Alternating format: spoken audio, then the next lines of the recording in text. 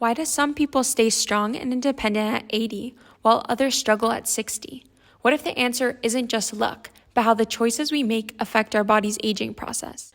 Most people don't know that the fastest growing population are our elders, but it's true. And according to the World Health Organization, the proportion of people over 60 will nearly double from 12% to 22% by 2050.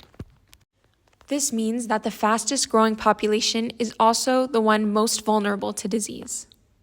A key intersection of many of these diseases and symptoms is chronic inflammation, which, while a side effect of natural aging, can also be a symptom of obesity, sarcopenia, and other chronic diseases. Inflammation is meant to protect us, but when it doesn't turn off, it becomes a slow-burning fire quickly driving disease, weakness, and decline.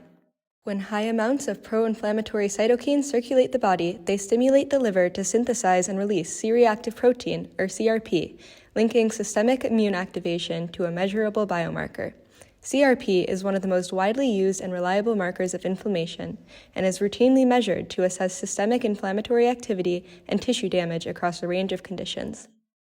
Therefore, it must come as no shock that our study population of individuals aged 55 and older, diagnosed with obesity, and identified as at risk for sarcopenia, all conditions that activate chronic inflammation, will have heightened CRP.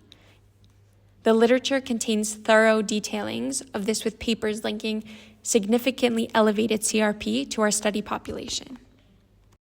So, now we ask the question, does different lifestyle factors contribute to your inflammatory status or different aging outcomes?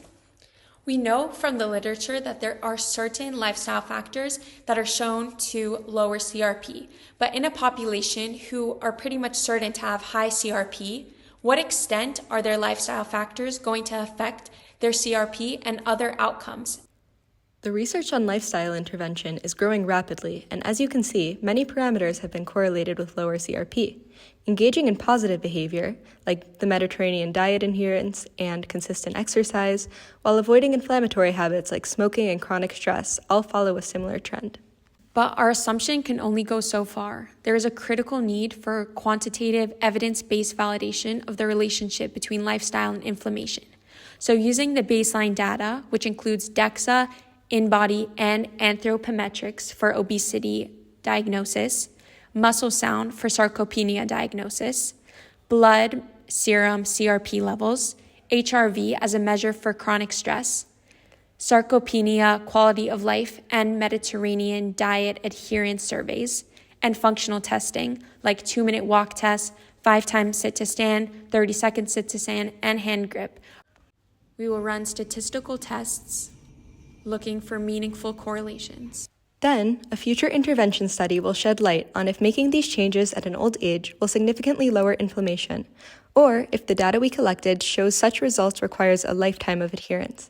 Our final goal is to find the lifestyle impacts on elders' inflammatory biomarkers in order to identify ways that individuals can advocate for their health by making changes in their lives.